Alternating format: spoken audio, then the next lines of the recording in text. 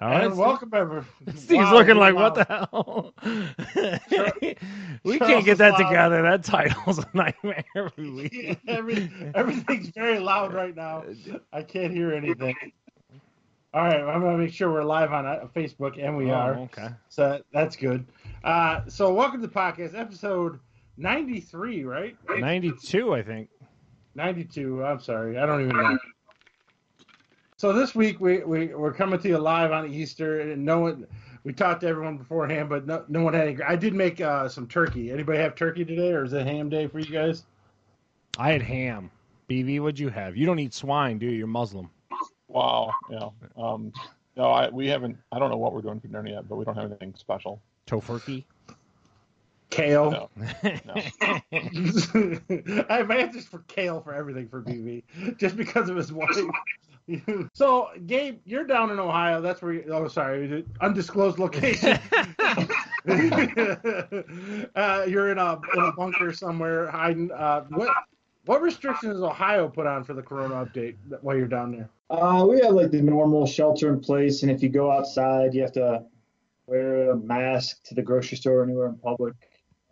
You're only allowed to go to your families or something very close to you, something like that. But pretty much stay where you're at. And but the golf courses are open, so when it gets nicer, I think I'm gonna start golfing. They've got some regulations in place to do that, but it seems like pretty much standard for everywhere else in the country. Golf courses open? I don't think they're open here in Michigan, are they, Charles? No, they're not. They shut them down here in Michigan, but to the point, it's like state by state on that golf course thing. I get the point. I'm kind of annoyed with our governor this week with the way she regulated like garden centers and paint centers are shut down. The golf course thing I don't get because like you can do all those things pretty solitarily. Like to me, you got to have things from if you want people to buy in on this, at least give them the freedom to do the little things that they're enjoying and that they're making the time go by. I don't.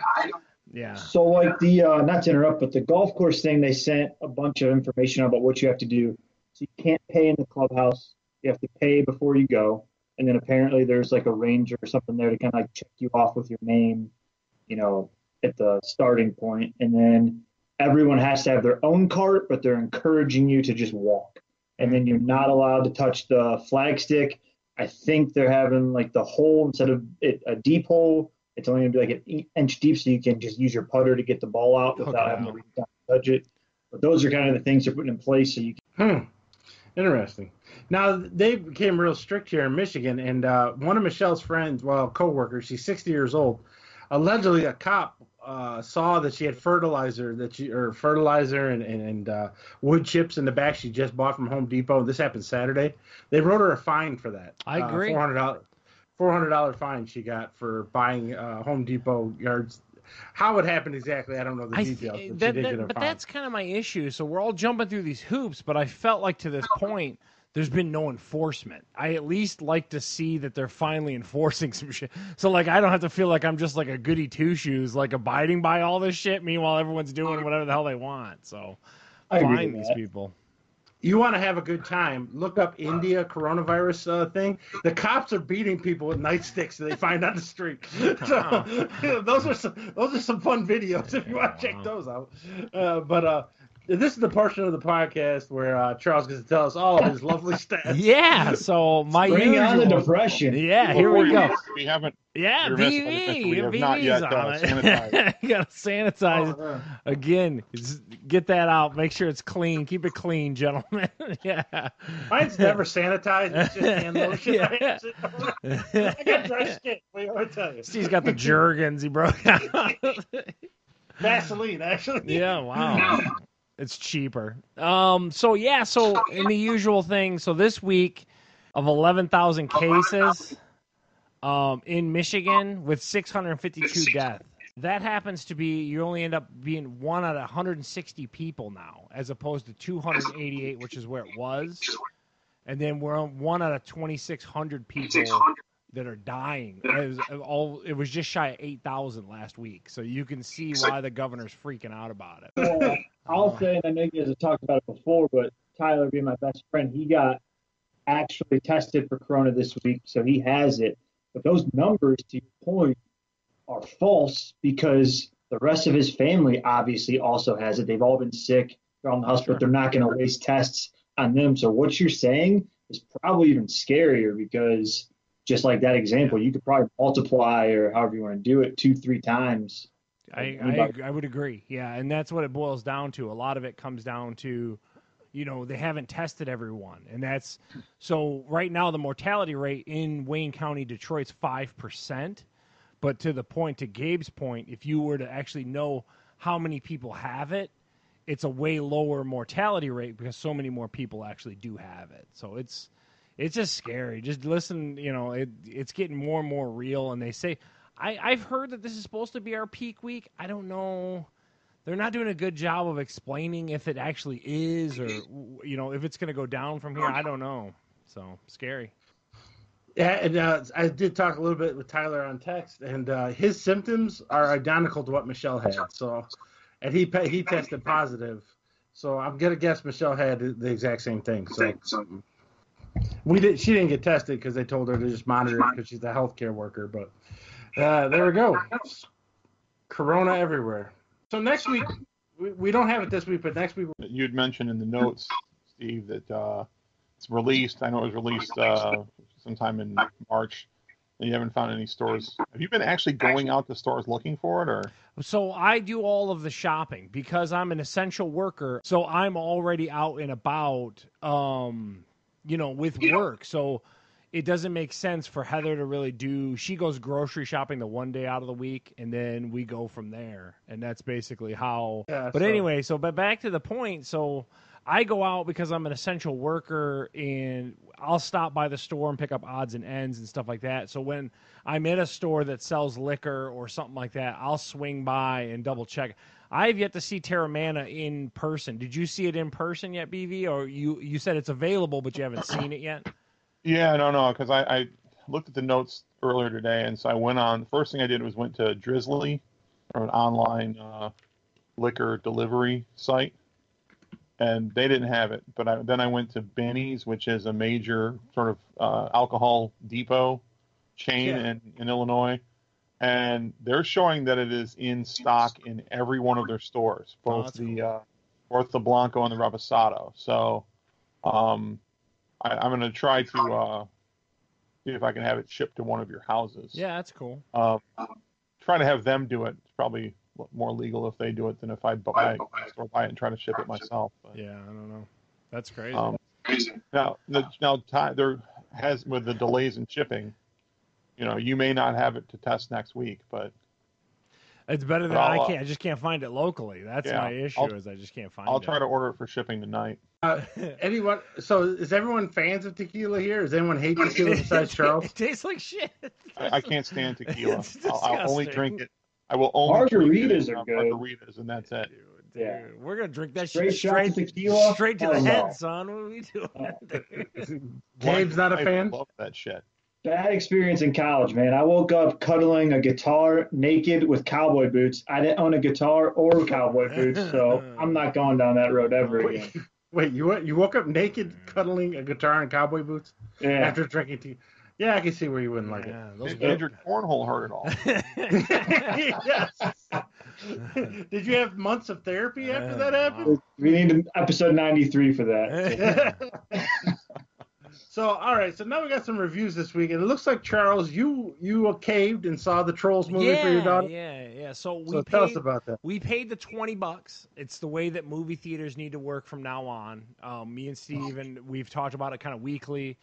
I gladly plunked down $20 to see this. First of all, the one thing that I like, I can watch the Troll movies with my daughter. It's too much for Steve because it's way too much music, and Steve immediately tunes out, and I can see him on a lot of that stuff. It's pretty bad. But the one thing that I do appreciate out of the Trolls movie is the animation. The animation in these movies is very similar to like those Pixar type movies. It's where they bring in like their DreamWorks A-team to actually do the animations and all that kind of stuff. So I actually visually I can enjoy the Trolls movies. I just can't. I don't really dig the actual, what the premise is or whatever. But my daughter loves them, and for $20, It was pretty nice. So I would give it a huge thumbs up. And I think that, like I said, going forward, I want to do this for how I watch all my movies going forward. It's very colorful. Oh, it's super. It's like the whole like the environment of it is super fleshed out and just super cool. I just can't say enough good things about it. They're cool looking cool looking movies rather. It's just, the singing's a little much, but it was cool. What do you hate so much about the actual theater? It's not that I hate the theater. I think it's overpriced and outdated is what I think it is. Because to me, like I said, like Steve will bucket $20, but I would argue that watching that at home, I saved money on Friday. You know what I mean? Like, so it's not that the theater's that bad. It's just I can get the same experience at my house at this point. So why am I going anywhere to give a person like $30-$35 when I could just pay $20 and enjoy it in my house? I guess is what I'm trying to say. I don't see the point of the premium, I guess is what I'm trying to say. I go matinee, and me and Michelle can go to $10. Yeah, but you still, by the time you factor in your food and stuff like that, you're over $20. Yeah, but you eat food at home, right?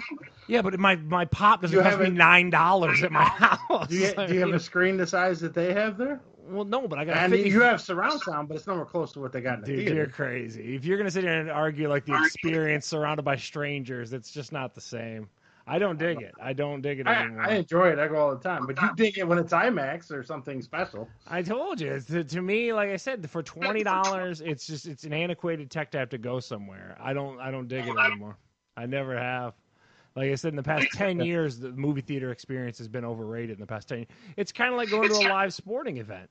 Yeah, you can go, but like it's hard to justify that price. And it really is anymore. And especially now that we're all going to be riddled with coronavirus. Yeah. So there you go. Trolls World Tour, very good according to Lorna, right? Lorna gives it big thumbs up. As a parent, you can be tolerant and be in the room with it. It's not as good as like I would say like a Shrek movie. You know how a Shrek movie's got like adult humor in it. It's not on that level, but at least it's something to watch. All right, and next, I went back after watching Tom Segura Ball Hog, his newest special. I went back and watched the Disgraceful one. This is Disgraceful's from 2018, and it's kind of the backstory. One of the jokes is about Louisiana and how he hates Louisiana and needs to be gated off, which lead it into the new Ball Hogs bit. Yeah, it's pretty funny. Yeah. So very good. Just as good as the newest one. I liked it a lot. I found it enjoyable. So Michelle liked it, and Bill, what did you think about it? If you remember it from 2018. Oh, I liked it. I generally like his stuff. I actually like that one better than the more recent one. Oh, the stuff about Cajuns was hilarious in that most recent one, dude. What are you, Cajun? It's so funny. We all agree that we should all just rope off or bury Louisiana. Yeah. So that was good. Now the other thing, there's a show on Netflix. I had a lot of Netflix this week again. Letter for the King, and like Charles, I'm always looking for that next sci-fi / fantasy show. I'm a big Lord of the Rings fan. I'm a big Game of Thrones fan. And Letter for the King was supposed to be like Netflix answer, and no. It's like a kid's show, though, right? It's not like Game of Thrones. It's like a CW show or something. Yeah, it was CW mixed with Harry Potter mixed with a little dash of Lord of the Rings. It's basically what it was. It was 6 episodes, 40 minutes each. It's the exact definition of a 5. Wasn't bad, wasn't terrible, wasn't great, wasn't good enough to watch again. Letter for the King. It had Andy Serkis showed up as a small bit, but that was about it. It was terrible. Does Gabe know who Andy Serkis is? Let's ask the question. Does Gabe know? Vivi, you know who Andy Serkis is by chance?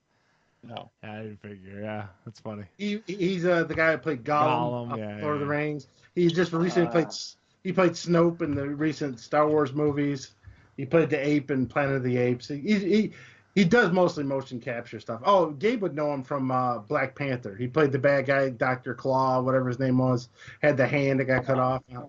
Yeah, Gabe would know him from that. I just knew there was no way they knew. You said that's so throwaway. Like me and you were like, oh, okay, Andy Serkis.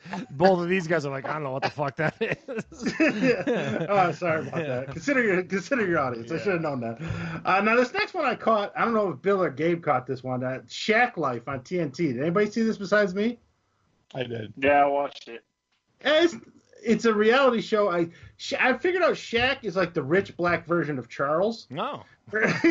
He likes to do stuff, get into it for about a month or two, then move on to the next thing. Yeah, all right. Yeah. Yeah. See, yeah, like he's into pop. It's like basically he hired a reality crew, a camera crew, to follow him around for a year. I think this was probably 2 years ago, and he decides he's going to be at what do they call that? What is that, Gabe? It's not techno music. What is it called? EDM. EDM. What does that stand for? Dance music.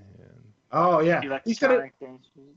he's gonna become a celebrity DJ of EDM, DJ Diesel, and they show him going. One of my former students actually was in Miami right before all this shit broke out, and Diesel was there doing it, and he had like a Snapchat thing of him at a party with Shaq doing the DJ. He's like, "That's a big ass DJ." So that was pretty funny.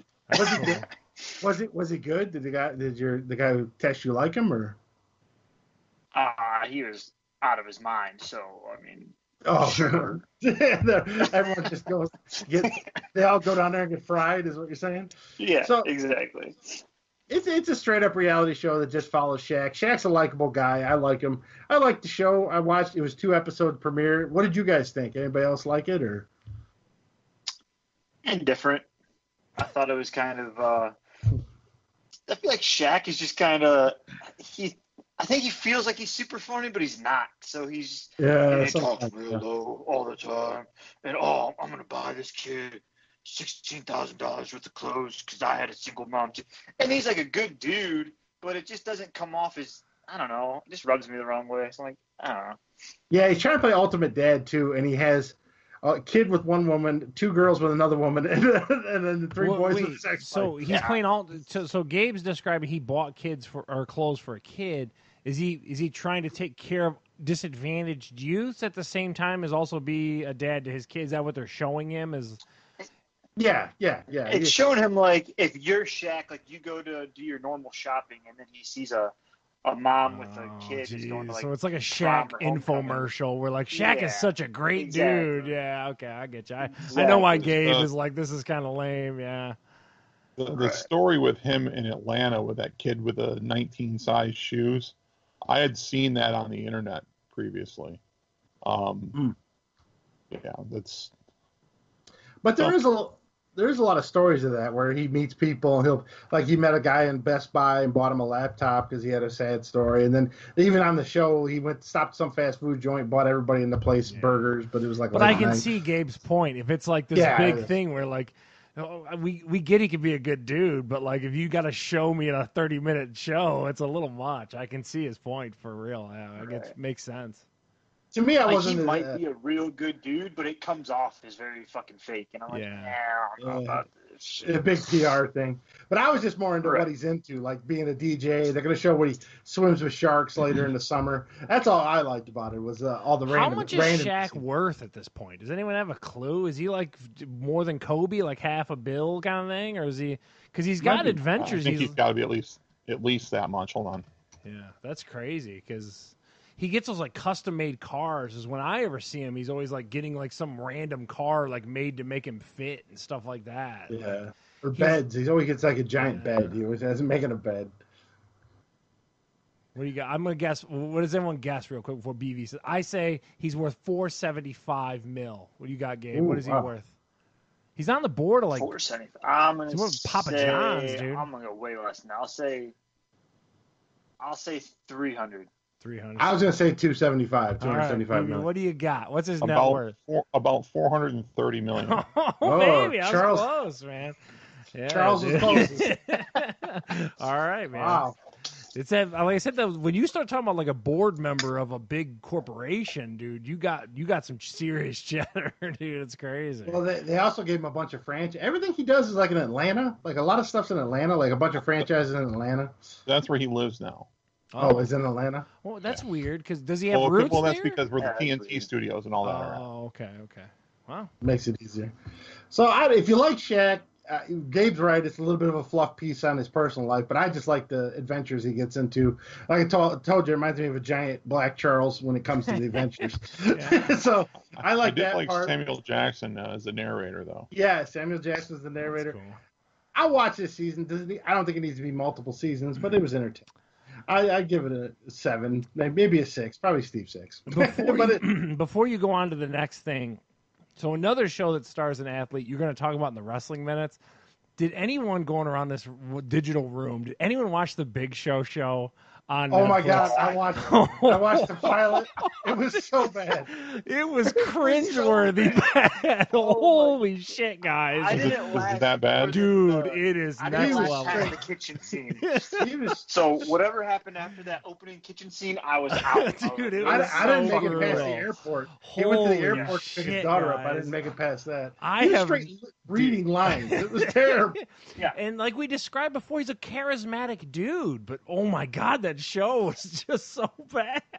We'll talk about it in the like wrestling 2 minute. weeks out of like a screenplay at high school when you're still not sure about the fucking lines. Dude. You're like, do I look this way?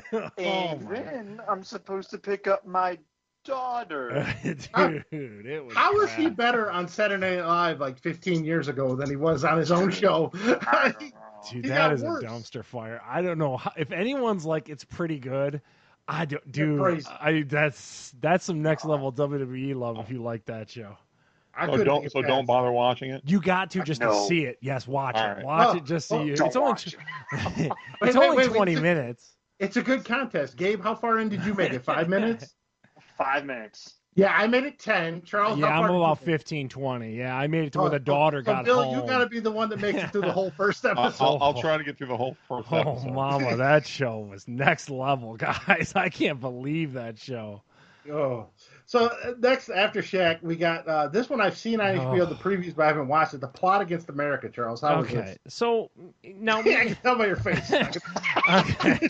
So Could be a good one. me and Steve have talked at length about Man in the High Castle and the alternate takes of what could, if World War II had ended up differently, what the world could be. And I think that that's a fantastic science fiction premise.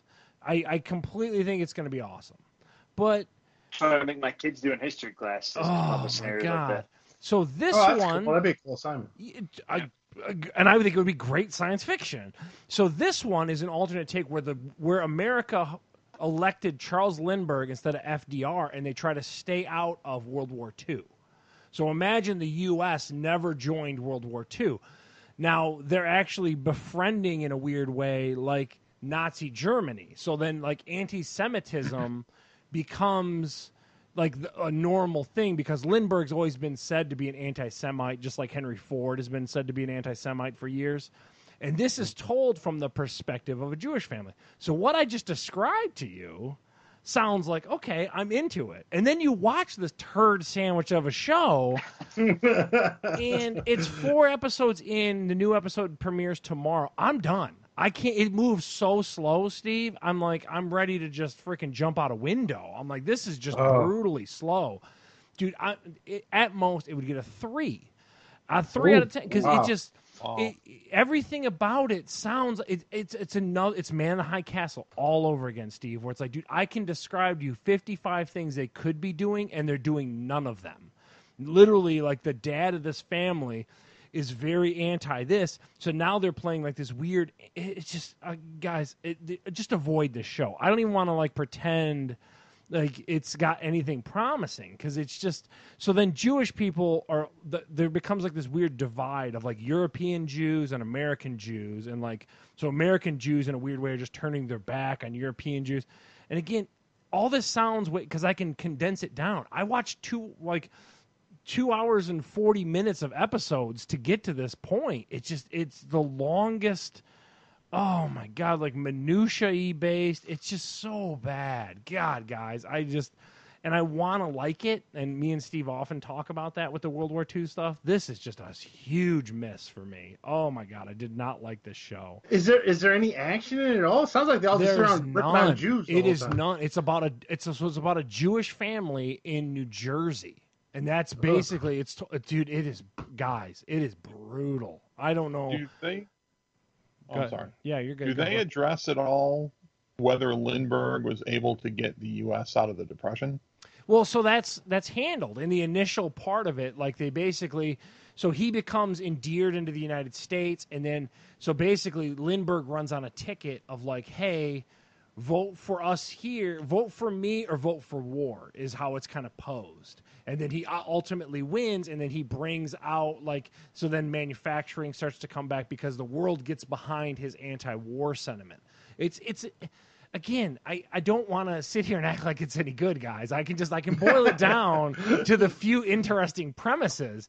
You got to suss through 40 minutes of a Jewish family being bored out of your mind. It's just, I can't. To BV's point, I agree. Like, without the war, you don't get out of the Great Depression, theoretically. So yeah, they don't address that. Like, that's kind of where at this point, they're only in 1941.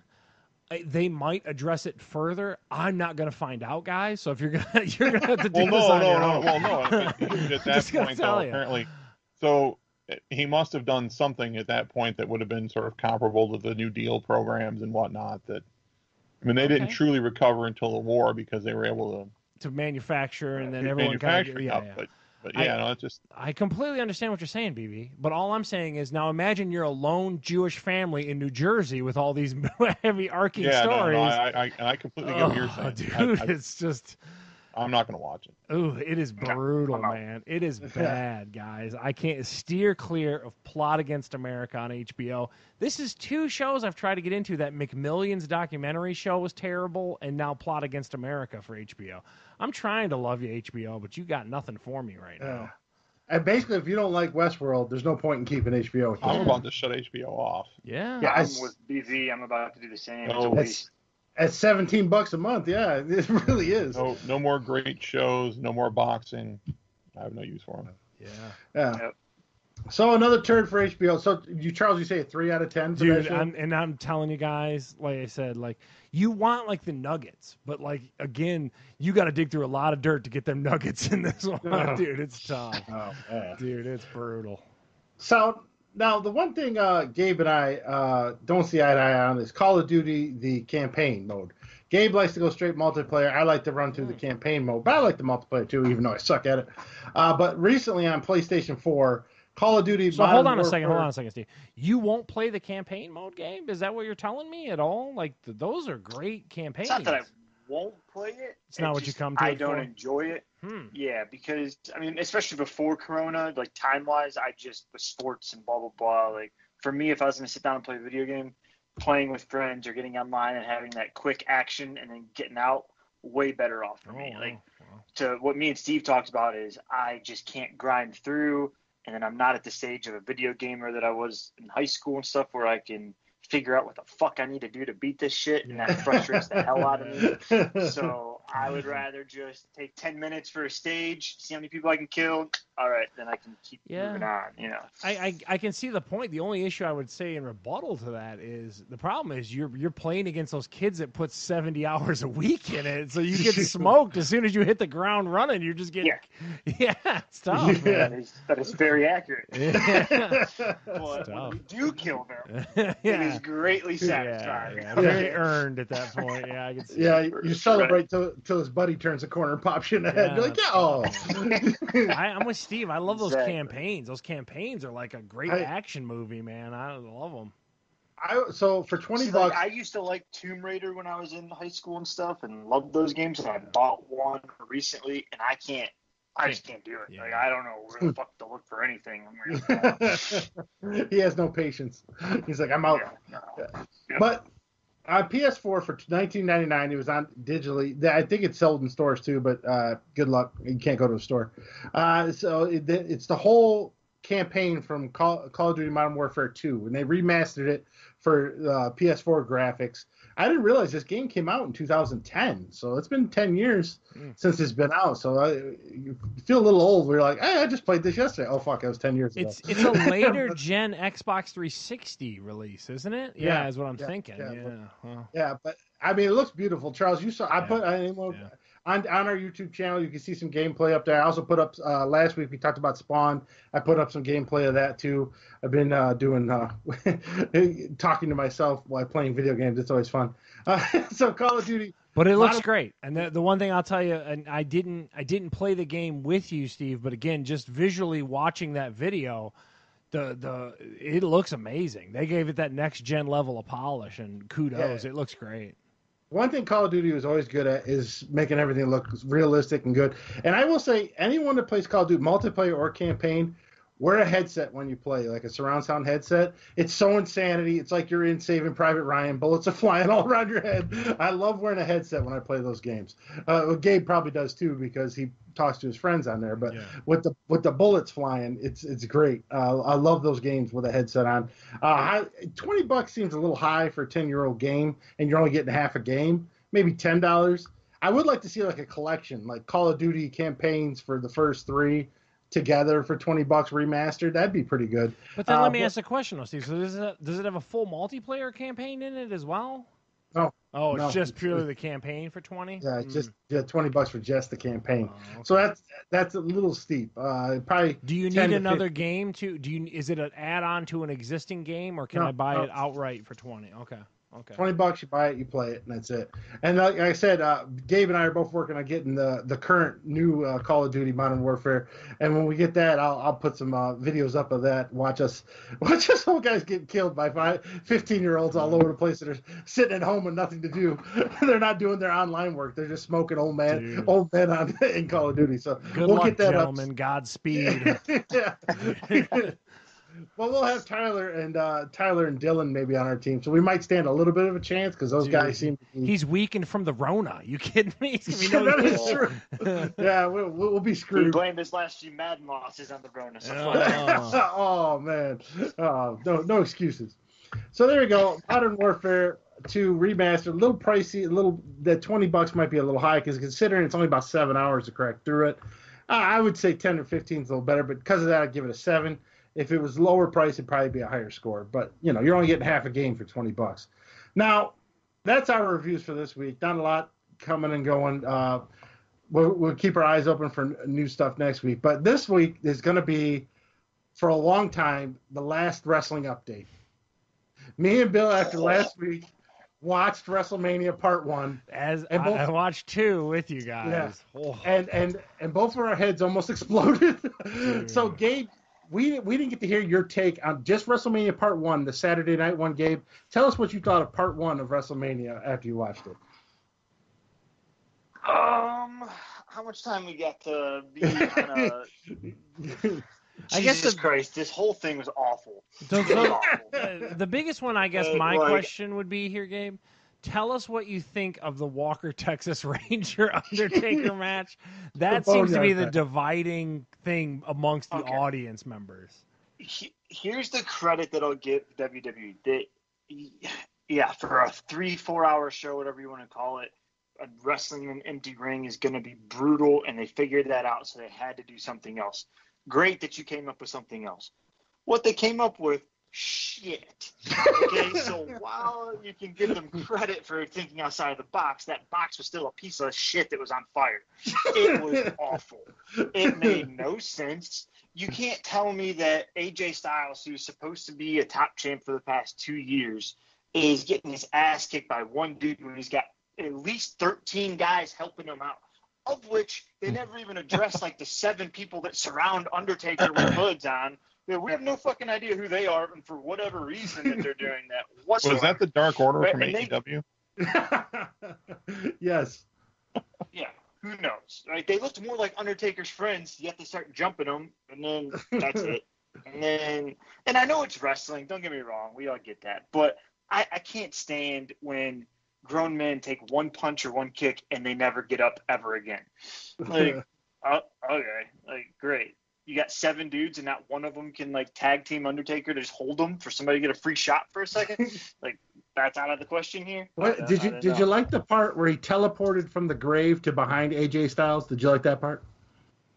Oh yeah, because that's cool. No, fuck no. Now again, okay, so all 3 of us are in agreement, or 4 of us. I should include Charles. Yeah. Online. Even today, I was reading some articles. They loved it. They loved that Boneyard match. Did the 4 of us miss something? Did we? It was a bad 90s action movie or 90s. If they wanted to call it a movie or some kind of little short, call it a short. Don't call it a match. Don't call it a match, right? It was so blatantly not a match. What would you call it? Do you call it like an event, like a WWE event or something? It was what like a little short film. When you have choreographed, when you have music perfectly choreographed to go to the different phases of it, right? And you're selling that as real time shit. Yeah, I mean, it would be like watching Miracle, the movie, like Miracle on Ice for the 1980s Olympics, and acting like that is the game. The game. Yeah, I get you. That's what ESPN's doing right now, ain't it? Yeah. Then on top of it, from a wrestling standpoint, you just buried AJ Styles. Yeah. You have the OC, who are supposed to be a top tag team threat. All three of them combined couldn't be, what did you guys say last week, a 57-year-old Undertaker? Yeah, 55. Yeah. But, and plus their whole crew. So I'm supposed to believe next week when AJ Styles starts running his mouth that, he's back. Yeah. That's cool. So we pick one match you actually kind of liked on day one, Gabe. If the ladder match was on day one, that would be the day one. Was that day one? Yeah, it was. Then the ladder match. But I remember from your show last week, Bill talking about that ladder match without a crowd is bullshit too. Like there should have been some spots in there that should have been like the crowd roaring, and that'd have been great. And it's just like, ooh, okay. Yeah. So and then the ending of it was also dumb. Like I didn't personally like the ending. I thought that was incredibly uncreative and stupid. So yeah, considering they hooked it off the ceiling, so you think the two that hooked it off would have won or something. Okay, what we're trying to justify what WWE think. So that's part one. Now let's go into part two. This is where all three of us can chime in because we didn't talk about it last week. So much. Now, I'm so much to chime in about. Well, see, here's the thing. God. We missed. Is that Edge match still going on today? By the way, that's the question. So, ironically, I think it was something like 38 and a half minutes long. Oh, dude, that was 37 and a half too long. It was like the second longest match in WrestleMania history. Wow. It felt the only thing longer was the 60-minute Iron Man match that was only 60 minutes because it was the match. Yeah. Meant to be 60 minutes. So, ironically, we were doing the podcast, and we missed the Flair versus Rhea Ripley's name. And to me, this was the best match of WrestleMania. None of us. By far. I watched it back. It's a good match. I like this match. Charlotte Flair beats Rhea Ripley for the title in her figure 4, figure 8, whatever you want to call it, submission. You guys have, well, Charles, you won't. You didn't see it. But Gabe, what did you think of that match? It was okay. I didn't really care too much. Reinforcement. He sounds so defeated. And Bill, what did you think of that? You know, I thought it was the best match of the night, probably the best match of the entire combined show. And I think it's pretty, I don't know. I don't want to bag on the rest of the division completely, but the rest of the company. I'm pretty convinced that Charlotte Flair is the best wrestler that company has, irrespective of gender. Male or female. You might be right. So that one was now from there we just go downhill. So then we started with the Otis versus Dolph Ziggler match, where Otis gets to get his woman. Terrible match for Mandy Rose. Oof. Well, ironically, some of her. What just happened right there? You just filled the cup, dude. I mean, Charles said the same. Charles said the same thing. The match was kind of shit, but he thought Mandy Rose was hot. The match was does anyone care about Otis winning? Does anyone care? So that's a crap match nobody cared about. Now, some of these I didn't put in order, but the other one that came on, the Street Profits, they wrestled Angel Garza and Austin Theory. This was another bad. Dave, what were your thoughts on that? Pass. Keep it rolling. Bill, any thoughts on the Raw SmackDown champions? I know they had to make some changes, but Austin Theory's barely been on NXT for like a month. So we get time for people. Let's just bring some guy up nobody knows and put him in a championship match. Perfect sense. Garbage. And then next, let's talk about Charles's favorite match of all time, Edge versus Randy Orton. No last man standing. That match lasted so long. I've just never. It was unbelievable. I just can't. It just kept going. It was the Energizer Bunny of freaking wrestling matches. And then the announcers an Energizer Bunny on his last fucking battery is so slow. Oh my god, it was. They went through every square foot of that like facility, and that like some people were probably like that's probably entertaining. Dude, that was just brutal. Oh my god! And then like the strategically placed ladders everywhere. Oh. A lot of people. 38 minutes. How much of it was them just both laying there? Oh yeah, and breathing weird, going. Or Edge trying to get up at count of 9 about 18 times. Right. Bill, your thoughts on Randy Orton and Edge? Well, two things. First, again, another match that you really need to have a crowd for, because if there's not a crowd to go through and you're just going through chairs and various items that you're through the facility, it makes no sense. The other part though is that I know that I guess the fight worked with the angle, but that was probably the best chance that you would have gotten to have a legitimate top quality match in that entire show. And that was your best chance for a 4 or 5 star kind of match, and completely wasted it. And then dragged it on 3 times longer than it should have been. That should have been a 10-minute match tops. Yeah, I agree. It's just too long, too terrible. I would like to see more. I'd like to see a lot more inside the ring, and then outside the ring. But I guess at this point it doesn't matter. So and the worst part is I think all 4 of us had kind of high hopes for that because they're seasoned. Those guys have been around a while, so we thought might get something good. So I went into that thing the whole show with very low expectations. I personally love Randy Orton, so I was even more disappointed. I think he's a great wrestler. I think he's always been pretty cool, but that was bad. Yeah, so there we go. So that one, and then that match is followed up by Charles's other favorite match, the 5-way women's championship match. A lot of people online like this match. I don't know what match they were watching. Bayley versus Lacey Evans versus Naomi versus Tyra Banks, Sasha Banks, and Tamina. This one was rough. So when did Tamina become like a badass that no one could touch overnight? Did I miss that portion? She got big showitis. All of a sudden. When did that? I don't know. That was Superfly's daughter you're talking about? The yes. Yeah. Bill, you have any thoughts on that match? It was bad enough just on its face because only 3 of the people in the match probably had any business in it in the first place. But did they have to make it an elimination match? Couldn't they just had 1 pin, 5 minutes, done, over, go away? Yeah, because it went on way too long.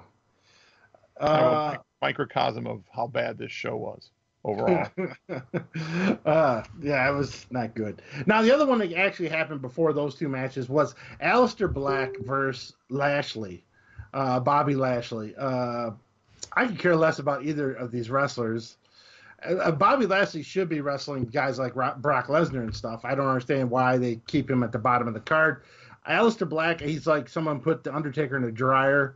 I don't get on Aleister Black. Did anyone like this match? Go around the room. I actually like Aleister Black. I like his theme music. I think that's a pretty cool entrance. I think the whole sitting Indian style in the middle of the ring is getting a little old. He needs to mix that up a bit. I think the match itself is garbage, but I do like Black. I'll be the kind of dividing idea there with you as far as that goes. I hate all his kicks. I hate any wrestler where his main moves are kicks. It drives me bananas. Cool. Bill, any thought on that match? What was the point of putting these 2 against each other? So they get a main paycheck? The match was kind of lackluster. Lashley, like you said, probably should be wrestling guys like Lesnar, except he's about as charismatic as, I don't know, Dean Malenko. Yeah. What are you gonna do with him? Moves? What are you talking about? It probably wasn't as bad of a match as it felt like, just because it was pretty uninteresting. But yeah. So that was so right now at this point, Charles, Bill, and I are watching this. We're half awake. Now here's another one where the internet loves this thing. John Cena versus Bray Wyatt in a Firefly Funhouse weird video. I don't know if it was a match or what the hell it was. Now, Gabe, I know you're a little bit of a Cena fan. What did you think of this one? Okay, so I sent you that article that somebody sent to me the next day after. I will say this.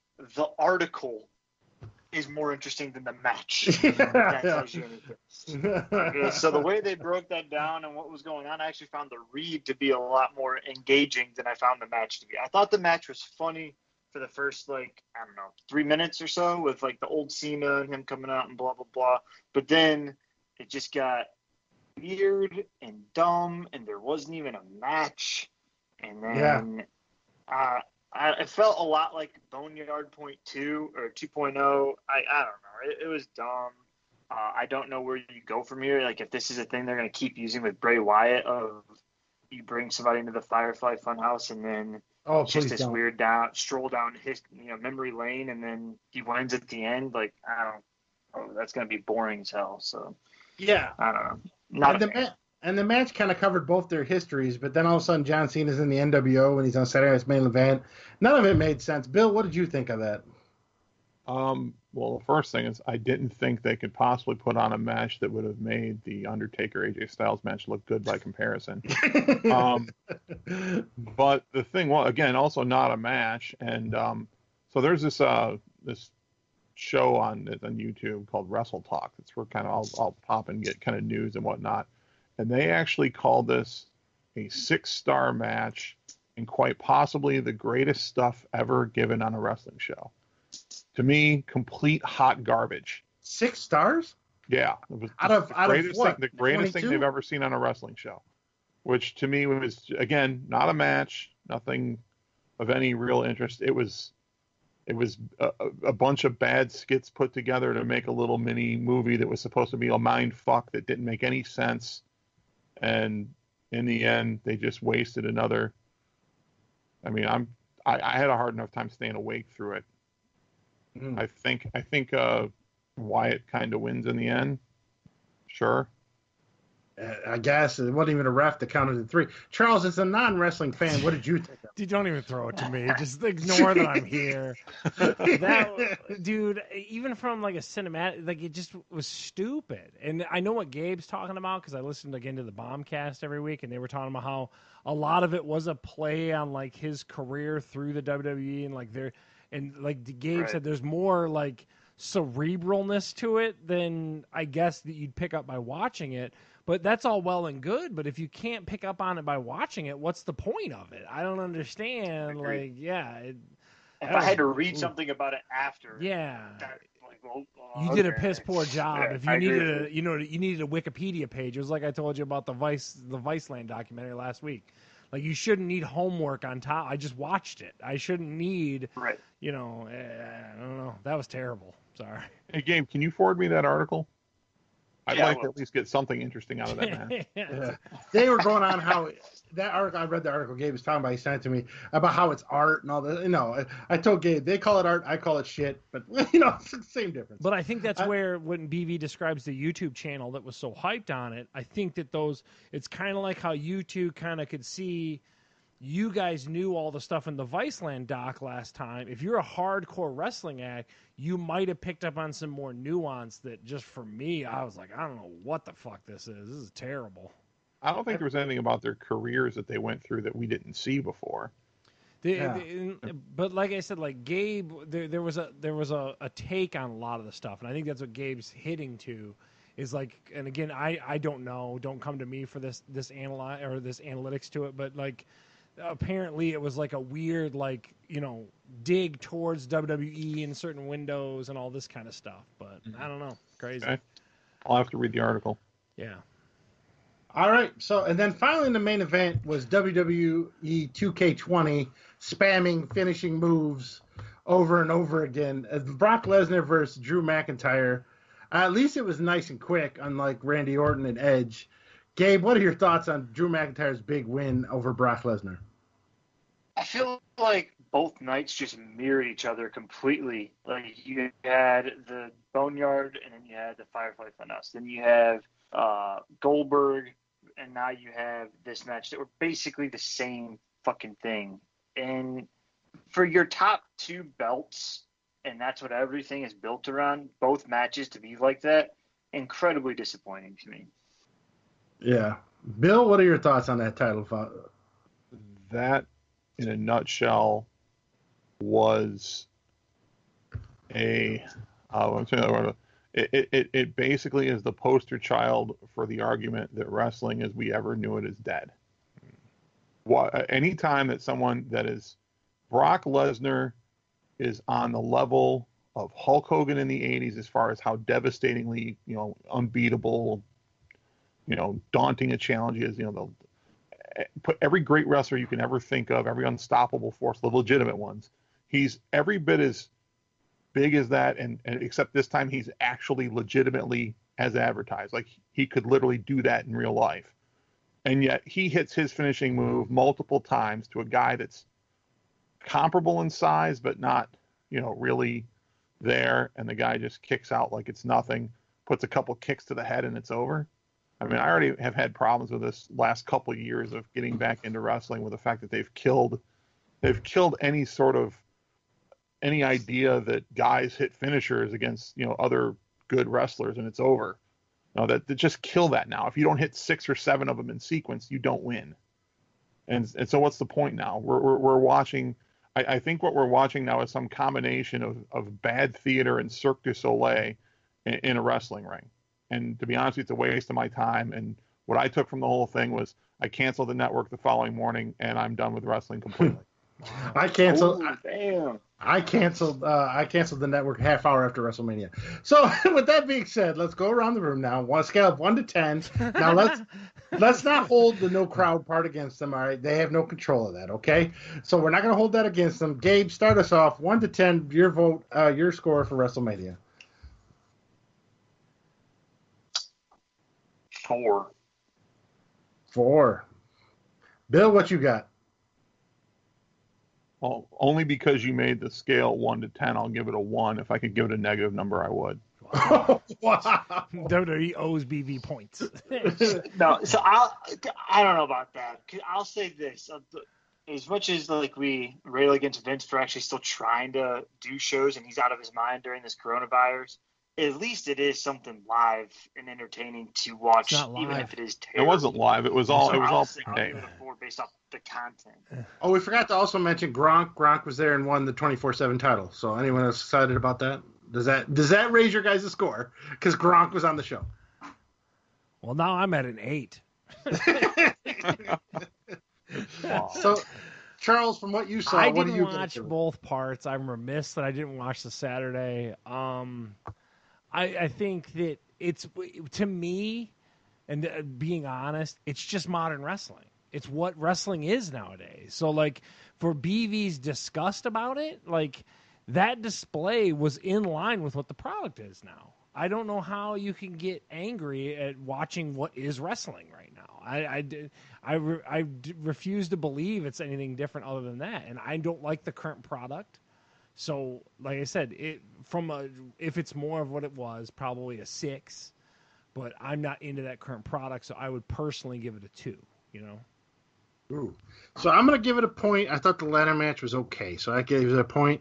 I did like when Kevin Owens jumped off the sign. That was entertaining. And I liked the the Charlotte Flair match. So that is 3. So, but you're talking about not whatever, Steve. 6 hours, 7 hours worth of content. And I got those 3 things 10 minutes of it. Yeah, so that's a 3. So 3 out of 10 for me. 3 out of 10, 4 out of 10, 1 out of 10. Bill would go negative if he could, and Charles gives it a 6. Charles with the highest rating. I mean, I'm just saying I just want to make sure I understand with an asterisk. I don't like the current product, but it's in line with it. Now, so that's WrestleMania. Both of Bill and I. Gabe, are you sticking with WWE, or are you going to give it up for a while, or you just figured nothing else to watch, going to keep watching? I mean, I've never had the WWE Network. I steal it from a friend. So it's I'll still kind of watch on a Monday, or I usually record it and kind of fast forward through the shit that I don't care about. So are you watching it? Are you watching NXT and SmackDown as well? I will never watch NXT. I think WWE is incredibly oversaturated at this point, and I don't understand how. I think that's part of where their storylines are suffering so much of filling that much TV time on a weekly basis. I do watch AEW a little bit because Chris Jericho is very entertaining to me. So he's the one bright star in that company to me. Yeah, he's entertaining, but I don't know about the rest of the. Now they did have a pay-per-view that Charles and I and Bill watched way back when they first started. That was very entertaining, and then they just went downhill from there. So I don't know. We'll see what AEW does. Now, at this point, we were going to talk about the Big Show, but we already talked about it. Now, there was something else I thought I had in the notes. Maybe I didn't put it on there. The Dark Side of the Ring. Did I have it on there? Did someone take it off? I don't know. No, it's good. Did you see the Brawl for All one this week? No, I did not. But I wanted to talk to Bill and let him talk about. We saw the New Jack episode of Dark Side of the Ring, and this is the definition of crazy. So, Bill, tell us about New Jack. And wait, Gabe, do you know who New Jack is? I know New Jack because Tyler used to be obsessed with New Jack, and that's why. But Yeah, I've never seen him or anything. Yeah. He was in Southern Wrestling, then ECW Wrestling. So, Bill, tell us a little bit about New Jack and this documentary you got to watch. This guy was just absolutely crazy. He's been coked up probably for the last 25, 30 years. They highlighted a couple specific incidents. One, I think, was called the mass transit incident, where he basically just bladed the living crap out of this young kid who turned out to be 17. He was an enhancement guy that they were gonna just squash. When he says bladed, he tried to scalp him. Yeah, he started here, went all the way across. Jesus. Yeah, this guy, the kid out on the stretcher. His whole life got destroyed. Yeah. And he came up on charges for that, and there's some kind of a cheesy way he got off. I don't remember exactly what it was, but Paul Heyman lied in court to get him off. Yeah, and then later on, there was one where he literally took I forget what it was exactly, but especially he stabbed a guy 9 times in the middle of a match. And there's a video of it in the documentary. They show him stabbing this dude 9 times. Yeah, this guy was legitimately hold on, crazy. Pause 1 second. How? Like, he pulled it out of his pants. You're saying this is out of storyline. Like, how does somebody not stop that, though? Well, they did. The police showed up and arrested him. Yeah. They thought it was part of the bit. It was within the match, yes. Yeah. Jesus. So the dude fell down on the outside of the ring, and then everyone started breaking it up, and they called the cops to come get this guy. Jesus. Yeah. What the fuck? I'm telling you. Wow. And then he wrestled a 72-year-old guy that claimed to be like king of hardcore or something, and beat the living shit out of this old man with like chairs and stuff, like bloodied him. Remember that one, Bill? Yeah, he almost killed the guy. Yeah. So where's this guy at this moment? Like where? I don't know if he still does independent stuff or not, but he's jacked up. I mean, sounds like he's still on coke. Yeah. It's crazy. Definitely got corona. Yeah. It was disturbing. So and we knew quite a bit about his history in the first place, but I didn't know all that. Yeah, he's crazy. It was straight up crazy, and he blamed everything on racism and his parents and stuff like that. But at the same time, it's an entertaining watch. It's only one episode, 40 minutes. You can catch it on YouTube or Viceland. I always forget where Viceland is. But I watch it on YouTube all. And now Bill saw the Brawl for it All. What was that one about? Well, that you might remember back in the late 90s, they had that Brawl for All tournament where they had guys that were. They had like a kind of tough man contest tournament, and Bart Gunn won. And the thing is it was originally they were touting this whole thing as a as a tournament where people can make money, and then the winner was supposed to get a program with Stone Cold for the title. And the thing was they had just signed, and you might remember this guy from like old Southern, like Mid-South, and so Dr. Death Steve Williams. Mm-hmm. So they had just signed him to a big deal, and the expectation was, because he was like a 4-time All-American wrestler at Oklahoma and football All-American, that they expected this guy to just dominate everyone. Bart Gunn knocks this dude out cold. He tears his hamstring. Has like he's like literally on the ground out. Basically destroys his career. And come to find out, this whole idea was Vince Russo got pissed off because JBL would talk shit about how he could kick everybody's ass in real life. And Russo wanted to set up this tournament so that he could see JBL get knocked the fuck out. And that's actually what happened. Bart Gunn knocked him like out cold in the finals of the tournament. And then Bart Gunn, they didn't know what to do with him because they didn't expect for him to win. So he never got his program with Austin. Instead, what they did is they put him to WrestleMania and fed him to, remember Butterbean, the boxer? Had him box Butterbean, and Butterbean knocked him out in like 35 seconds. Yeah, fucked him up bad too, didn't he? Yeah, he beat him pretty good. And that was basically the end of his career. Yeah, so this Dark Side of the Ring, is this an ongoing series? It must be. Yeah. They keep fighting. It's the second season. Yeah, I definitely suggest watching the New Jack one. That dude's straight crazy. So if you guys get a chance, check that out. It's on YouTube and Viceland. So there you go. So that might be the last of the wrestling for a while. Me and Bill are pretty disgusted after WrestleMania. It's going to take a really, really sustained positive turn for me to consider watching it anymore. Yeah, it's just bad. So Gabe, you love to work out. You can't go to the gym anymore. Tell us what you got recently in your garage to help you stay fit, and where you got it from. So it's called the Wider, or it might be German, so Wider C670. Apparently it's from, I stare at it for 3 hours a day, so I got it memorized. Apparently it was from Costco like 7 or 8 years ago, and this guy got it for like a birthday or a Christmas present or something like that from his dad, and they set it up in his garage, and he had it, and he said he's never even used it. So when all this like pandemic shit broke out, obviously that sucks for me, and if I could wait it out to 3 weeks without spending money, fine, because I actually love going to the gym. Like that helps me out like mentally and physically. So I'll just wait it out. I don't want to waste money. You guys have been to my condo. It's not like I got a whole lot of space here for a gym. So when that got extended till May, I had to have something. And the first guy my dad asked, he works for a construction company, if anybody's selling something, this dude was like, yeah, I'm taking up space. It's a clothes hanger, basically. So if you are a person that's like a dad, gym, like the problems with it, it only supports 300 pounds, so that sucks. So it's not like you're going to gain a whole lot of muscle over this time period, and then the pec deck thing is like the ones that you squeeze like this with your arms up like a field goal and you bring them together, which I personally think are not effective. And then for me, I'm a little midget, and the leg extension thing doesn't even fit me. Like it barely fits my mom, who's like 5'1". So I don't know what genius designed that part of it, but there's no way that fits like normal people trying to lift. But for everything else, like, I bought some bands for like $5-10, and I just strap them around. So I have 225 pounds of weight, but when you add the resistance bands, it can get up to over 300. And I'm finding ways to stay with it. So if you were, go ahead, sorry. You kind of broke up. How much did you end up paying for it? It was actually free, but I gave the guy $100. So right now,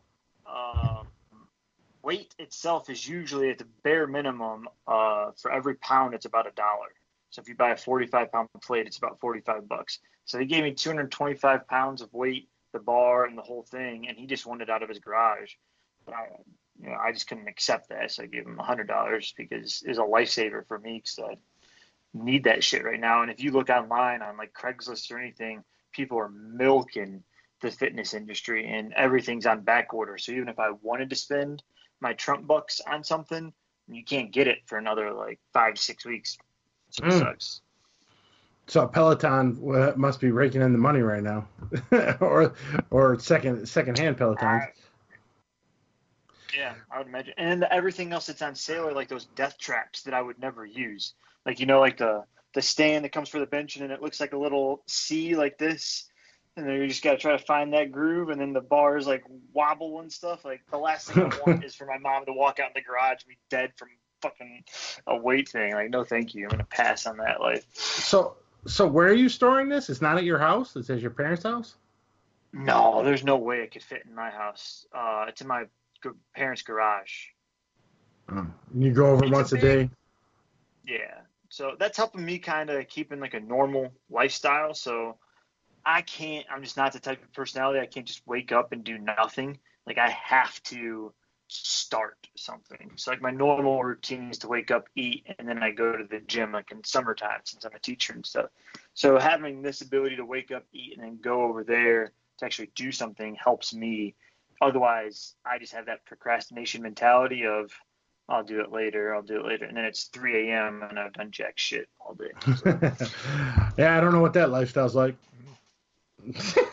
But yeah, well, that's cool. Now, here's a question though: once your gym opens back up, are you still going to be using this set, or is it pretty much going to collect dust? So I actually talked to my dad about that today. I don't know. I will never use it again because I'm one of the people that actually enjoy going to gym. I've made all my friends. I just enjoy that environment. But if, let's say, like you guys have chronicled before, say we go back to work and everything too soon, and then 4 months from now we go back into Corona 2.0, and I sold this thing, then I'm right back here at square one and I'm fucked again. So I don't know. I'm hoping they allow me to keep it in there, but fingers crossed to that. I'm not really sure. All right. But personally, if you're asking me if I will use it again, then hell no. Like, no. Once the gym's open, I'm going to the gym. So what was the name of this weight set again? Wider C670. I would recommend it for like a high school kid that's trying to get into lifting, or somebody that's just trying to get back into lifting that might be too shy to go to the gym. Like, it's safe, it's sturdy. You know, but once you're trying to do some of the other things, and obviously it's no comparison to a commercial gym with 10,000 square feet, but you can do all the basic stuff and kind of build your way up there and at least maintain during this period. Well, there you go. So that's why Charles couldn't find any dumbbells when he went to look at Myers the other day. They don't exist, to Gabe's point. You can't find them right now. Yeah. So even the weight plates there, they're all gone. Mm-hmm. Well, now you can't buy them or you'll get fined. You know, so that's true. They'll be like, "What are you buying? That's not essential." So, Charles, why is your life complete besides your daughter? Because I finally got Baby Yoda. Yes. Wow. He finally came in, gentlemen. So for some reason, some white stuff on his head up top? Dude. Yeah, did you jizz on the head? Oh my God, this is amazing. He finally showed up. That hand looks kind of weak, though. How dare you? This looks amazing. This is my new best friend. How much did that cost? Wow. He was $35 from Disney Direct.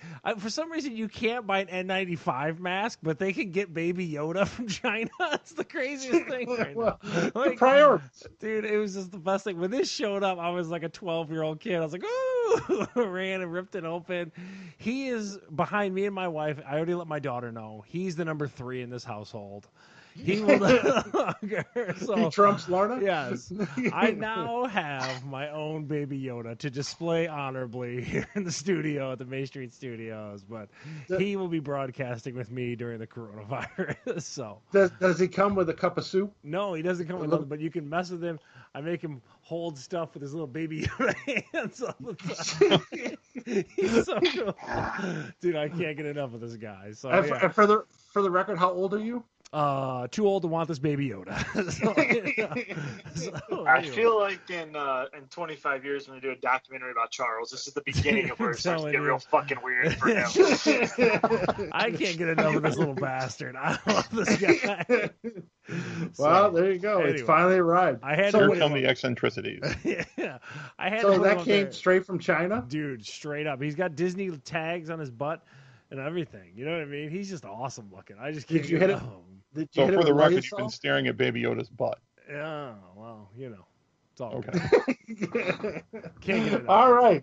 So anyway, so Baby Yodas are arriving. You can't get any masks. Can't get any hand sanitizer, but you can get Baby Yoda from China. Baby Yoda from China. Priorities, baby. So did you hit it with Lysol when it showed up? Hell no! I gave him a hug and tucked him into bed. I love him. Can't hit him with Lysol. How dare you? Does he sleep with you guys? Yeah, every night. What's the problem? You got some serious issues. Serious issues. We're gonna have Pornhub later. It's gonna be an awkward threesome. Be the most hit up porn. Like, oh my god, he's got that Baby Yoda. Everyone's gonna be like, where'd he get it from? I'm telling you. A new porn fad, yodeling. Dude, I pre-ordered him like the second week of January. Before the world fell apart, I pre-ordered that guy. And somehow, like, during all this, China somehow got a container ship of that shit out. Yeah, crazy. Your priorities, again, toilet paper, hand sanitizer, face mask. No, Baby Yoda. Shit that fucker out. All right, so we got some rapid fire this week. There's not going to be a lot. One of them was Trolls. Charles already saw it, so we're not going to cover that. So nothing really new at the $20 mark. But there are a couple Blu-rays that came out. And, of course, you just tell us, yes, I want to see that. No, I don't. Or what the hell is that? First up on Blu-ray coming out this week is Just Mercy. This is Michael B. Jordan. This is where he's that lawyer in Alabama during civil rights era. I think he's helping Jamie Foxx's character. I do want to see this. I'm very interested in it. I'm a yes. Gabe, what do you think of Just Mercy? Yes, I actually like stuff like that, so I'm a big yes.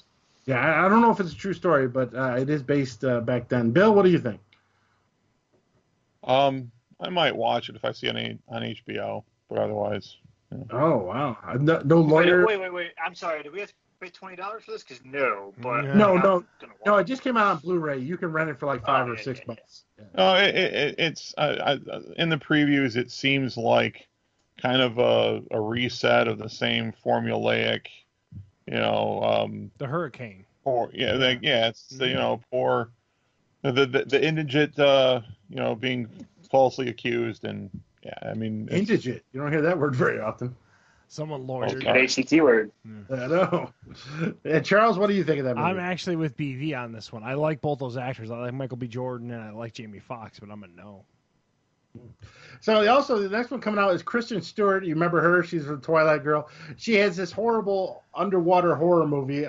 T.J. Miller's in it as well. It's called Underwater, actually, is the name of the movie. I'm a big no. I have no desire to see that. I'm not a fan of Kristen Stewart. Gabe, what do you think? Yeah, big no. And BV? You lost me at sci-fi. No. And Charles? No. Hate Kristen Stewart, too. She always got that weird face. Yeah, got her mouth open all the time. I'm digging her. I still got to watch the Charlie's Angels with her in it. I wonder how bad that is. All right, so this week on streaming, we got a new sitcom coming called #BlackAF. It's got Rashida Jones in it. Yes. Her husband, Kenya Barris or whatever. I don't remember the exact details. It looks like a standard sitcom. I don't know. After the Big Show, I am done with sitcoms on Netflix, so I'm a no. Gabe, what do you think? What? And Bill? What Gabe just said. I like Rashida Jones from Parks and Rec. You know what I mean? But like, this is a no for me. All right, and then the next show, the Liza Schlesinger sketch show. She is a stand-up female comedian. This looks like a wannabe Amy Schumer show / Dave Chappelle show, and it's coming to Netflix. I'm a big no. I don't find this woman funny. Gabe, what do you think? Who is this? Is there any? Who I know her from? Where was she's a stand-up comic. Yeah, she's a relatively famous one too. Blonde hair, thin. She's quite attractive. Tall. Yeah, she's an attractive young lady. She's really popular. I'll go with what? So. And Bill, what do you think? I don't really care much for her stand-up. I mean, she is pretty hot, but I don't care much for her stand-up, so I don't see why this would be really worth watching for me, so no. And Charles? I'm a no. Female comedy, and then they've been trying to catch the Chappelle show in a bubble for a while. I'm a no. Yeah. This next one is from the guys who made the show The League on FX, if you remember that. This is a comedy series called The Brew Brothers. It's about a bunch of degenerates trying to start their own brewing company. I might check it out just because I like The League, but it sounds like it's checking so many boxes. Like, oh, what do guys like? Beer and like startups, and The League, right? It's like, dude, come on. I'll still watch it. Gabe, what do you think? Yeah, I'm 100% with Charles on that one. No, I don't like when they pander for just What the do the typical, guys want? stereotypical stuff, whatever you want to say. They're gonna be working on like that's not real cars in funny, it too, real or humor to something. me. It's stupid. Yeah, right. Bill? So no. Well, yeah, I mean, I want to say yes because I love the league, but no, this looks like that where they try too hard to hit the mark on something big again, and I think I'm kind of with what Charles and Gabe are saying. It's they're trying to point to something that this is what guys like, and so the show will be funny because of it, but probably not.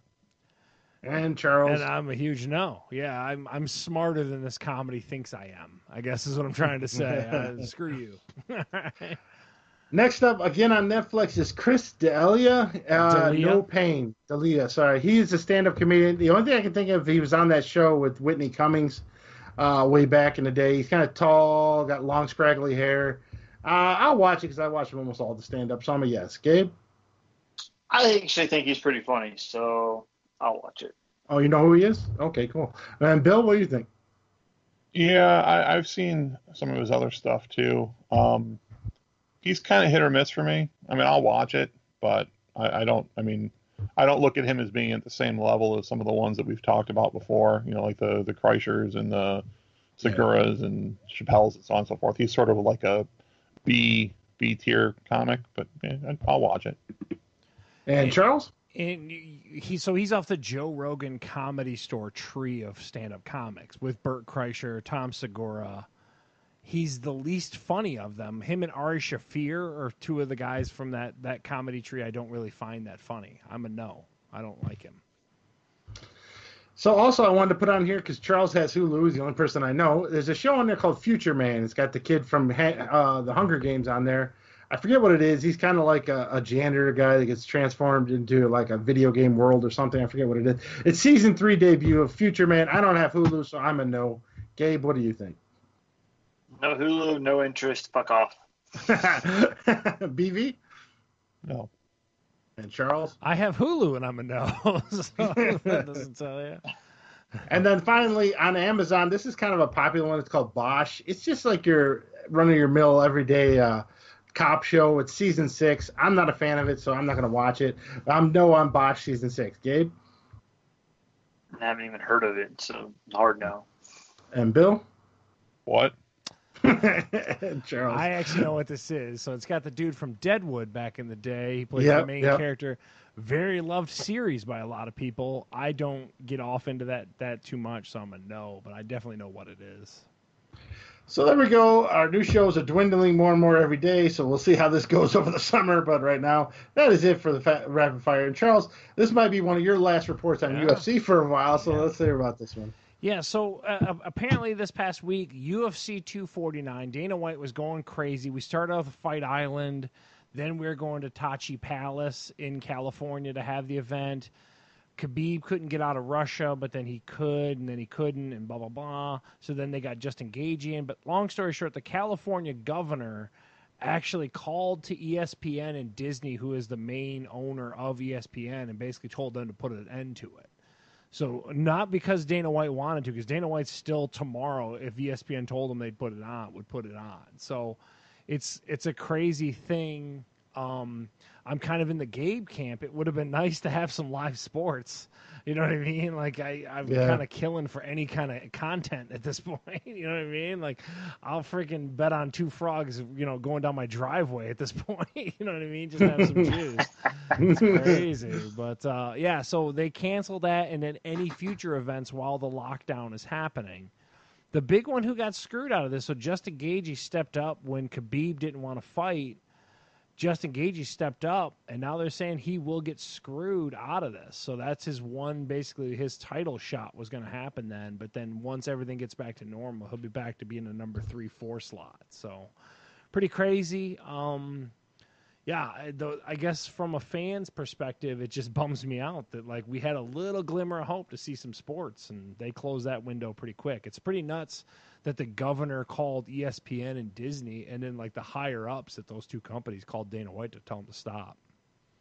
Did you hear the rumor? I'm also surprised that happened. Oh, I'm sorry, Steve. Go ahead. No, go on. I'm surprised that happened because ESPN's got to be killing for something. And theoretically, if WWE and AEW can do these types of things, like how many people would it take to just have two people fight in a cage? Like maybe, I don't know, a camera crew of no less than 10 people, which should be sufficient enough with, you know what I mean, without the meander throughout a crowd and blah, blah, blah. It's not like you have to work around anything. So I'm surprised that ESPN wanted to put a stop to this. They probably could have made a killing. I don't have ESPN Plus like you do, but if they said Khabib and what's his name was fighting tonight, I'd be like, shit, there's $45. Yeah, basically. I think the key word though there with ESPN is Disney. Yeah, that's what I heard too. If something went wrong there, somebody got significantly sick because they contracted it and it was attached to that, the PR nightmare is, I mean, it would be massive. Yeah. And they're not going to take that risk. Now, did anybody hear the rumor that allegedly Dana White owns an island? And he doesn't own an island. He got authorized to fight on that island, the Fight Island. Oh, is that what it was? Yeah. So that was true? Yeah, that was dead true. And he swears that it's still going to take place. Dana White's a character, man. He's sometimes... It's like straight out of the Condemned movie with Stone Cold. I think the problem is, and to BV's point, we're 4 white males sitting around a digital room. We're just starved for some content. You get, 4 other people of different ethnicities, different backgrounds, different genders, and they hear what's going on, and they're like, what the hell? You know what I mean? Like, so I would argue that, to BV's point, that the bigger picture is going to be nuts. But he also promised that Tachi Palace, the Indian reservation that backed him, is going to get a full-fledged UFC pay-per-view when things come back up. And if Dana White says it, at this point, I'm going to agree with him. So he's going to do a random Indian reservation pay-per-view. So it would have been nice. Didn't that guy get like $500 million or something? What's his motivation at this point? Well, I mean, he's just. I'd be like, you know what? I'll take a couple months off. I'm cool. I'll go to my island. You got to think though, Steve. He spoke at the Republican National Convention. You know what I mean? Like, so he's got a line to Trump. He is a representation of that Republican mindset at this point, of like being able to, show that the world can get back into whatever. You know what I'm saying? Like, so I believe him 110% when he says he's going to be one of the first sports back and all this kind of stuff. So it would have been nice. I gotta be honest. I'm starved for some sport, man. I don't know why the PGA can't go. I still feel like the PGA could go. And that's, you test enough people, you can do it with bare bones remote camera systems and stuff like that. I can't believe the PGA can't go. Yeah. I need something. It's killing me. Gabe, you still there? Yeah, sorry, I had to take care of something. No, that's no problem. Oh, jeez. Can't turn the video off for that. I don't want to know. Anyways, so then the news, PS5 controller was revealed this week, so they're still claiming that they're going to release at Christmas time and all that stuff. Did anyone see the new controller from the PS5? I did. It looks pretty kooky. It looks kind of like a thing out of Mass Effect. They kind of talked about it again on the Bombcast this past week. It's got a very like plastic plate kind of look to it. It's kind of cool looking. I'm not anti it. I think it looks pretty sweet. Gabe, did you get a chance to see it? No, I haven't seen it. I'm going to pull it up here real quick. Yeah. It's called Bill Talks. Now, the one thing nice is it looks bigger than the current PS4 controllers. And when you got big, meaty hands, it is nice to have a bigger controller. Bill, did you get a chance to see it? Yeah, I clicked the link that you had put on the notes. It looks pretty cool. Yeah. So I don't know what feature-wise... I don't feel like it looks like that much different. Maybe a little wider. Yeah, a little wider, a little bigger, and white. That's pretty much... One of the big things you're glazing over is it's got the mic, as we had technical issues on our podcast. It has a mic built into the controller now, so you won't have to have a headset or anything going forward. You could just talk to your controller, which is kind of cool for like someone like Gabe. Did you see the disclaimer? They said for a better experience, you should still have a headset, even though the mic. But I get your point, though. That's still pretty cool. Yeah. The one thing that was weird, though, too, is they just released for the PS4 that weird back button thing. But then this new controller came out, and there's no implication of any integration of that weird back button. So I wonder what that's about, Experiments, I guess. So, they're claiming, okay, I got to take a poll around the room here. are the new systems going to be out before Christmas this year with all this crap going on right now? Gabe, what do you think? Yes. Now, will they be out or very hard to get? They're always hard to get. Yeah. I think they'll be out, hard to get, and overpriced for at least the first 3 to 4 months. Bill, what are your thoughts? I think if they're smart, they'll hold it, but they probably will release it by end of year. Yeah, and I think they're going to be on eBay for like $2,000 a piece. Yeah, because if they there's a chance that if they release it too soon, that they're going to have a real. It's going to look bad for them because they're going to sell much less than they expect early on. So if it comes out with one, say you get a controller, the system, and maybe a downloadable game, and it's $500, anyone here interested in buying it? Gabe? No, I just bought the PS4 because of Corona. I'm not going to buy it. No. And Bill, would you buy it? Probably not. Maybe. I mean, if the sports games are still good a few years down the line, and it's down to like $150 like it was when I bought PS4, then maybe. But certainly won't buy it new and not at $500 plus. And Charles, the guy who owns two systems, would you buy the new system? Yeah. $500. It's not going to be $500. Me and you've had this conversation 1,000 times. It's not going to be. I think You're 500 crazy. is the area people would be looking. Do you buy it at 7 or 8? No. But I think it's going to post at 7 or 8 with a premium pro version of a G. I'm telling you. Jeez. I would probably agree with that with Charles. Telling you. I think. How much? So, Gabe, you talking to us on an iPhone right now? Yep. How much? I know you probably wrapped it into your payments or whatever, but how much is your iPhone if you were to buy it outright? About $700-800 at least if you were to buy it outright. Probably. Yep. Yeah, that's what I'm saying. That's why I'm in your camp with. There's no way it's going to be like $400 or $500. Yeah. Well, they're not going to sell many. Or at least not to us for. Well, the problem is going to be is to your point, you're not going to be able to find it. It's just kind of, if you can get me a Baby Yoda here, you know what I mean? They're going to make this Christmas, but it's going to be so rare, it's not even going to be funny. Yeah. So now also this week, if you guys are wanting to try Google Stadia, they're offering a free 2-month trial of Google Stadia. That's that system where you can download it and play it. You can play Call of Duty on your iPhone or on your tablet or whatever you want to play on. That is free for 2 months. I hear they're struggling. That's why they're offering this. But they're putting it off on the Corona, and we're trying to be nice to people. So if you're interested, that's out there. What hardware did you need for this? Didn't we have this conversation midweek? What are they saying you need? They're saying all you need is an iOS or Android, and that'll play it. So we'll see. Also, this week, Disney Plus released some of their stats. Now that they've released in Europe, 50 million subscribers to Disney Plus at this point since November. So they've gone up to 50 million. They're around 8 or 10 million at Christmas. So you can figure out how much they're going up each week. So there you go. Disney is getting more money because that's what they need. But their stock is dropping, which kind of sucks. Well, their stock is dropping because the parks aren't open. I mean, the parks and the movies getting postponed. I mean, you know what I mean? Like the whole world is falling apart right now. Steve's worried about Disney stock. Meanwhile, the only stock that's doing good is Costco. Kroger. Yeah. And then also, Space Force is a new sitcom starring Steve Carell. This is coming to Netflix May 29th. I think it has some of the producers from The Office are going to be attached to this. It's going to be a spoof comedy about the new Space Force that's getting put together. There is a couple pictures and stuff online for that. And then finally, what came to the end this week, and I don't know if anybody watched it, Modern Family, the last episode. Anyone here watched the last episode of Modern Family? Never got into it. Nobody? That show lived to the end for me. I bailed on it like 2 or 3 seasons ago. I love Ty Burrell. I think that the Phil Dunphy character is amazing, but its form of storytelling got very old very quick. So that was a show that limped to the end, and they should have put a fork in it, I would argue, a season or 2 ago. It's got the Walking Dead treatment. Yeah, it really did. But it had the highest ratings it's had in 3 seasons. Yeah, but probably shit. So, I mean, shit plus 1 is technically higher ratings. So that's the news for the week. We're going to wrap us up. I do have one last question. I see how Gabe probably keeps his hair.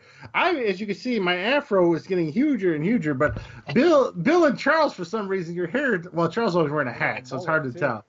What are we all doing for barbers at this point? Does anyone cut their hair? Or Gabe, you just running shears over your head, right? Practically bald, so I'm good. But this beard, baby, this beard is growing out. Corona beard 2020. You're doing Macho Man proud right now.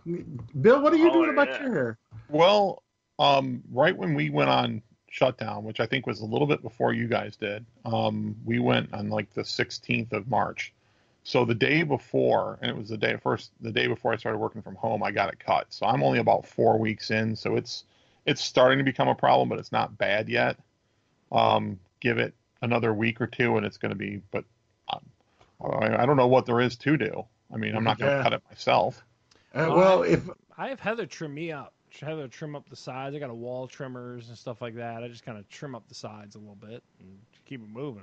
I was growing a mullet before all this started anyway, so I'm just gonna keep growing it. Well, I guess we could all go to Wiggs's house. His woman's a hairdresser, so just one at a time. I'll go over there. No offense to Wiggs, I'm not going to anyone's house. Yeah, that's true. So that's going to do us for this week. I want to thank Gabe, straight from Ohio, and his Joe Weider workbench, or whatever the hell it is he had the weights. I know we had a little technical difficulty, but we worked through it. Of course, I'm going to thank Bill from Illinois, and then Charles and I over here in Michigan. We're all on lockdown. None of us can buy mulch. Very upset about that. But since you can't go buy mulch, you can catch us on Apple, iTunes, Google Play, or iHeartRadio, or on the website, fatguyslittlepodcast.com. And, of course, you can catch us on Facebook, and then YouTube will have the newest video up soon. There might be 2 videos on Facebook today. We're going to have the first 10 minutes and then some technical difficulties and then us for the rest of the time. So, once again, this is Steve and Charles. And we'll catch you next time.